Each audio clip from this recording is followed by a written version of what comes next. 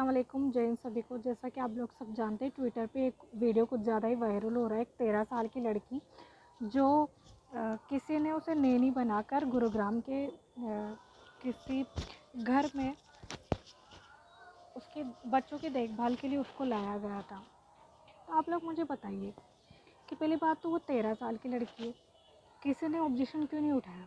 और दूसरी बात, अगर वो 13 साल की लड़की थी, जो जिस एजेंसी के थ्रू वो लड़की बच्चों की देखभाल करने के लिए आई थी, उन घर वालों को बिल्कुल भी ये नहीं सोचा कि वो जिस लड़की को वो अपने घर में पनाह दे रहे हैं, वो लड़की कितनी छोटी होगी, कुछ है या नहीं, कुछ भी उसके ऊपर जुर्म करते रहे। आप लोग मुझे खुद बताइए यार कि जब हमारे देश में चाइल्ड लेबर को बंद किया हुआ है अभी, तो फिर क्यों ये सब मुद्दे बार बार कोर्ट के आते हैं?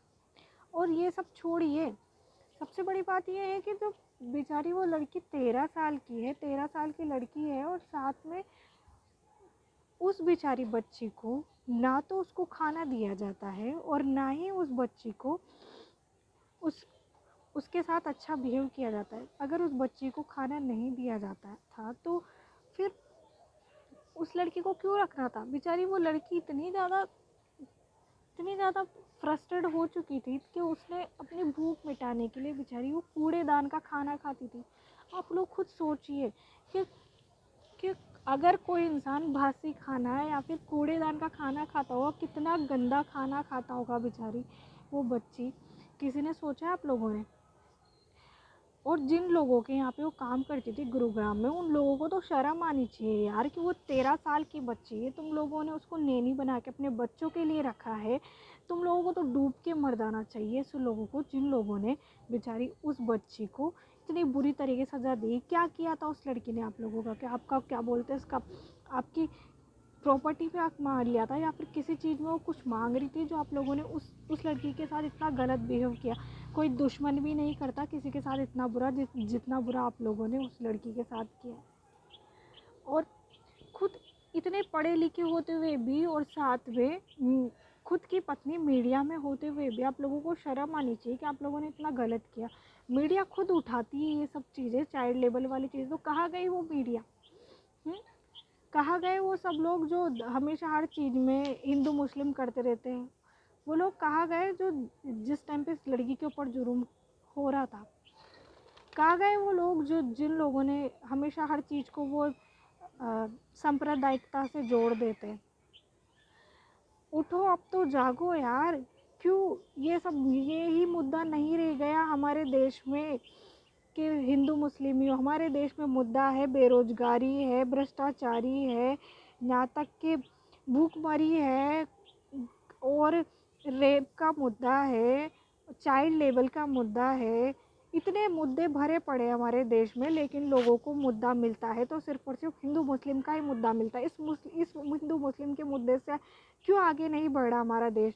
क्योंकि हमारे देश के लोगों के जो दिमाग पे है ना, ये सब जो गंदी बातें, हमारे कुछ अराजक तत्व जो हमारे राजनेताओं की वजह से भरी पड़ी है, उनकी वजह से हमारा देश के युवा वर्ग आगे नहीं बढ़ पा रहा है।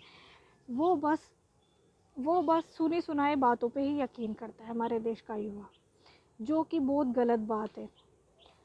जो ये सब जो करने वाला है राजनेता, और साथ में जो है वो घोड़ी मीडिया, चमची मीडिया की वजह से हमारा देश इतना बर्बाद हो चुका है जिसकी कोई हद नहीं।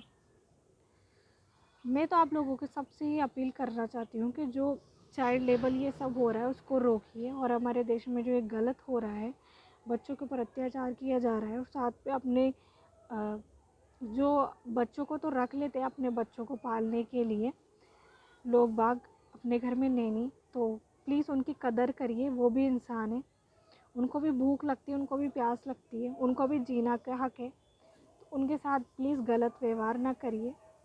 अगर आप कोई तुम्हारे ऊपर भरोसा करके तुम्हारे घर पे काम करना आ रहा है तो उसकी इज्जत करिए, उसके साथ अच्छे से बिहेव करिए। वो भी इंसान है, वो भी ऊपर वाले का बनाया हुआ कोई तोहफा है इस दुनिया में जो आया है। वो तुम्हारे लिए इतना सब कुछ करते हैं, तुम्हारे बच्चों की देखभाल करते हैं। तुम्हारी गैर मौजूदगी में अगर वो ना हो तो तुम्हारे बच्चों का क्या हाल होगा?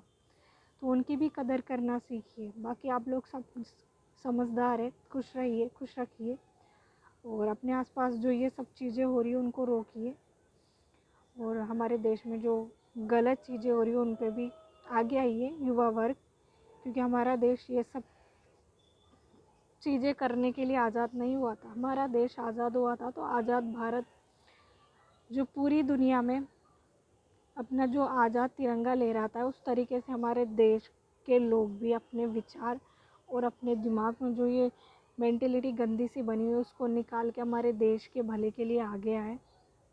और जो अंग्रेज़ों ने जो फूट डालने वाला काम किया हुआ था, उस तरीके से राजनेताओं के चक्कर में हमारे देश में फूट डालने का काम ना करें।